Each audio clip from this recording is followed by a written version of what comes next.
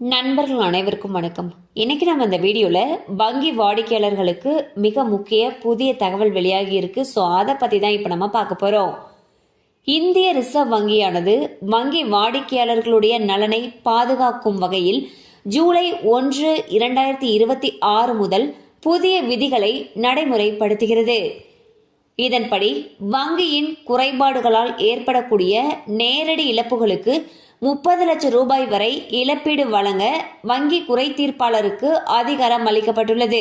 மேலும் புகார்தாரருக்கு ஏற்படும் மன உளைச்சல் மற்றும் நேர விரயத்திற்காக கூடுதலாக 3 லட்சம் ரூபாய் வரை இழப்பீடு பெறவும் இந்த புதிய விதிகள் வழிவகை செய்கின்றன.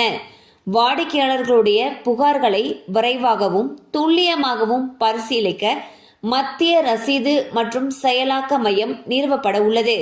பொதுமக்கள் தங்கள் புகார்களை எளிமையான முறையில் https://cms.rbi.org.in என்ற இணையதள முகவரியின் வாயிலாக ஆன்லைனில் பதிவு செய்யலாம். வங்கியில் சேவையில் வெளிப்படை தன்மையையும் பொறுப்புணர்வையும் அதிகரிக்க இந்த நடவடிக்கை எடுக்கப்பட்டுள்ளது.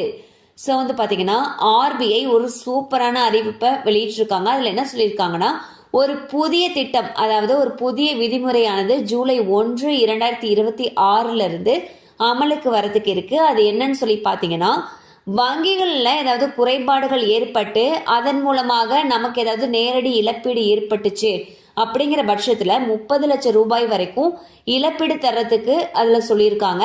அது மட்டும் இல்லாம நம்மளுடைய மன உளைச்சல் மற்றும் நேர வீணாக்கத்திற்கு ஈடு செய்யும் வகையில் மேலும் கூடுதலாக 3 லட்சம் ரூபாய் வரைக்கும் தரத்துக்கு சொல்லியிருக்காங்க.